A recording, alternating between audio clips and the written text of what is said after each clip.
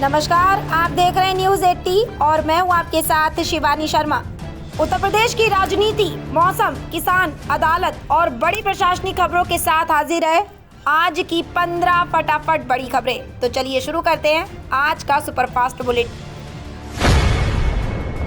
उत्तर प्रदेश सरकार ने वित्तीय वर्ष 2026 से 2027 के लिए 59,019.54 करोड़ का अनुपूरक बजट विधानसभा में पेश किया। ये मूल बजट का 6.47% है, जिसमें पंजीगत व्यय पर विशेष जोर दिया गया। उद्योग विभाग को 22,107.88 करोड़, ग्राम विकास को 17,942.73 करोड़, ऊर्जा विभाग को 7,422.27 करोड़ और स्वास्थ्य विभाग को 2,000.25 करोड़ का प्रावधान मिला है। समाज कल्याण, महिला सशक्तिकरण और सड़क अवसंरचना के लिए भी अतिरिक्त धन आवंटित किया गया है। अनुपूरक बजट शामिल होने के बाद राज्य का कुल बजट बढ़कर 9.71 लाख करोड़ से अधिक हो जाएगा। सरकार का कहना है कि इससे विकास परियोजनाओं और जन कल्याणकारी योजनाओं को गति मिलेगी। उत्तर प्रदेश विधानसभा के मानसून सत्र के दूसरे दिन विपक्ष के हंगामे के बाद कार्रवाई बुधवार तक के लिए स्थगित कर दी गई। कार्रवाई के बाद मुख्यमंत्री योगी आदित्यनाथ ने समाजवादी पार्टी पर तीखा हमला बोलते हुए कहा कि उसका आचरण सदन की मर्यादा, लोकतांत्रिक परंपराओं और नियमों के खिलाफ है। उन्होंने कहा कि विधानसभा नियम 59 के अनुसार न्यायालय या आयोग में लंबित मामलों पर चर्चा नहीं हो सकती। मुख्यमंत्री ने आरोप लगाया कि विपक्ष ने अयोध्या राम मंदिर से जुड़े लंबित मामले पर चर्चा की कोशिश कर सदन और न्यायिक प्रक्रिया दोनों का अपमान किया। मुख्यमंत्री योगी आदित्यनाथ ने भाजपा के सभी विधायक और विधान परिषद सदस्यों को अपने अपने क्षेत्रों में कांवड़ शिविरों का निरीक्षण करने, श्रद्धालुओं की सुविधाओं की व्यवस्था देखने और उनसे संवाद करने के निर्देश दिए। पश्चिमी उत्तर प्रदेश के प्रमुख कांवड़ मार्गों पर बड़ी संख्या में श्रद्धालु हरिद्वार और बिजनौर से जल लेकर विभिन्न शिव मंदिरों तक पहुंच रहे हैं। चुनावी माहौल के बीच भाजपा की कांवड़ यात्रा में सक्रियता बढ़ी है। हर वर्ष की तरह इस बार भी जनप्रतिनिधियों की शिविरों में मौजूदगी और श्रद्धालुओं की सेवा पर विशेष जोर दिया जा रहा है। उत्तर प्रदेश अधीनस्थ सेवा चयन आयोग ने विभिन्न भर्ती परीक्षाओं और साक्षात्कारों का नया कैलेंडर जारी कर दिया है। आयोग के अनुसार मुख्य परीक्षाएं 9 अगस्त से शुरू होकर दिसंबर तक चलेंगी, जबकि पीईटी 2026 अक्टूबर में प्रस्तावित है और पीईटी 2026 के लिए आवेदन प्रक्रिया 3 अगस्त से शुरू हो चुकी है।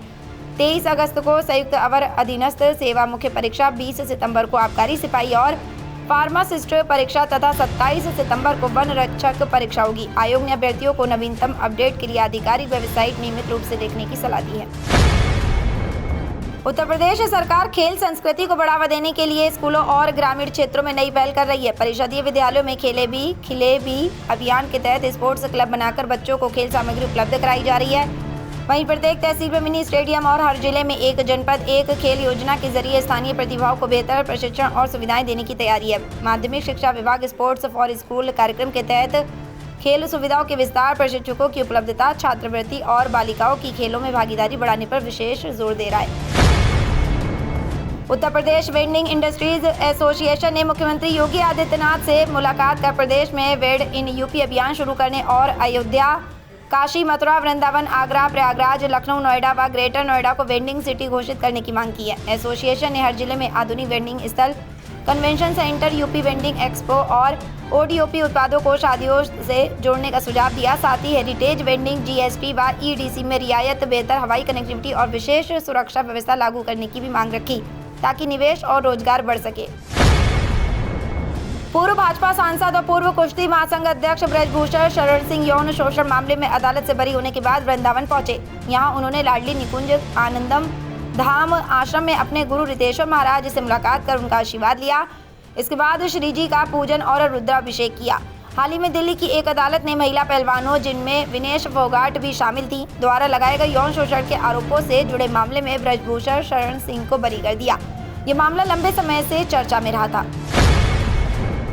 उत्तर प्रदेश सरकार ने वित्तीय वर्ष 2026 से 2027 के लिए पूरे प्रदेश में प्रधानमंत्री फसल बीमा योजना और पुनर्गठित मौसम आधारित फसल बीमा योजना लागू करने को मंजूरी दे दी है। मुख्यमंत्री योगी आदित्यनाथ की अध्यक्षता में हुई कैबिनेट बैठक में लिए गए इस फैसले से खरीफ 2026 और रबी 2026 से 2027 की फसलों को बीमा सुरक्षा मिलेगी। प्राकृतिक आपदाओं, बाढ़, सूखा, ओलावृष्टि और प्रतिकूल मौसम से फसल नुकसान होने पर पात्र किसानों को आर्थिक सहायता दी जाएगी। सरकार का उद्देश्य किसानों की आय की सुरक्षा, खेती से जुड़े जोखिम को कम करना और जलवायु परिवर्तन के प्रभावों से राहत प्रदान करना है।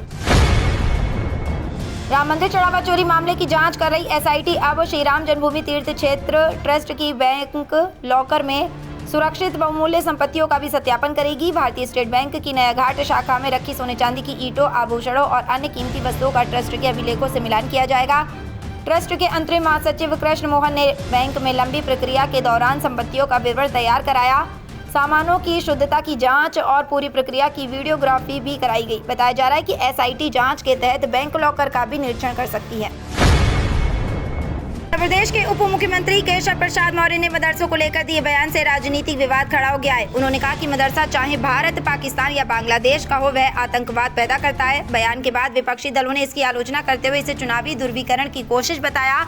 वहीं बरेली के मुस्लिम धर्मगुरु मौलाना शहाबुद्दीन रिजवी ने पलटवार करते हुए कहा कि मदरसों और उलमा का स्वतंत्रता संग्राम में महत्वपूर्ण योगदान रहा है, इसलिए पूरे मदरसा तंत्र को आतंकवाद से जोड़ना अनुचित है। इस बीच मदरसा शिक्षा से जुड़े संशोधन प्रस्ताव पर भी सरकार के फैसले की चर्चा तेज है। उत्तर प्रदेश कांग्रेस अध्यक्ष अजय राय ने सावन के सोमवार को काशी विश्वनाथ मंदिर में पूजा अर्चना की। इसके बाद उन्होंने बिहार के बांकीपुर विधानसभा उपचुनाव में भाजपा की हार का जिक्र करते हुए पार्टी पर निशाना साधा। अजय राय ने कहा कि मेरा बूथ सबसे मजबूत का नारा देने वाले अपना बूथ भी नहीं बचा सके। उन्होंने दावा किया कि जनता बदलाव चाहती है और कांग्रेस का जनाधार फिर मजबूत हो रहा है। कांग्रेस नेता ने छात्र आंदोलनों का जिक्र करते हुए सरकार पर प्रदर्शनकारियों की आवाज दबाने का आरोप भी लगाया। उन्होंने आने वाले चुनावों में कांग्रेस की वापसी का दावा किया। यात्रियों की सुविधा को देखते हुए रेलवे ने 2 EMU लोकल ट्रेनों के संचालन क्षेत्र का अस्थायी विस्तार किया है। शकूर बस्ती पलवल शकूर बस्ती EMU अब मथुरा जंक्शन तक चलेगी, जबकि नई दिल्ली पलवल गाजियाबाद EMU का विस्तार कोसी कला तक किया गया है। ये व्यवस्था 30 अगस्त 2026 तक लागू रहेगी। मथुरा, वृंदावन रोड, कोसी कला, पलवल, नई दिल्ली और गाजियाबाद समेत कई स्टेशनों के यात्रियों को इसका लाभ मिलेगा। रेलवे के अनुसार दोनों ट्रेनों के पुराने रूट और समय में कोई बड़ा बदलाव नहीं किया गया है। इससे दैनिक यात्रियों, व्यापारियों और श्रद्धालुओं को बेहतर कनेक्टिविटी मिलेगी।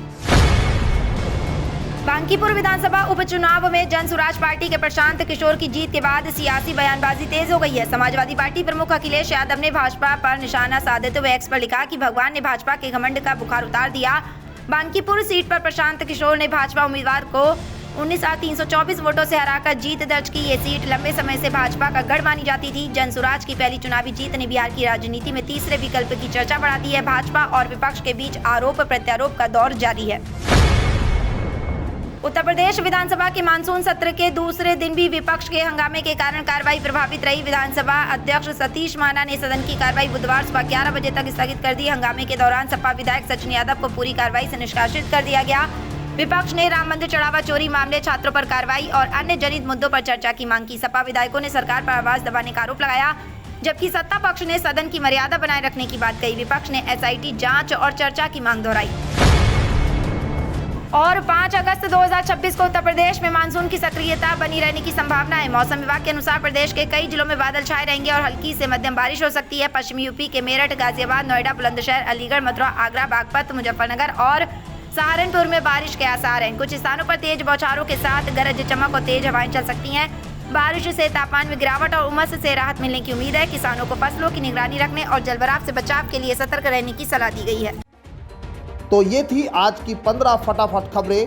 अगर आपको वीडियो पसंद आया तो वीडियो को लाइक, शेयर व कमेंट जरूर करें। धन्यवाद।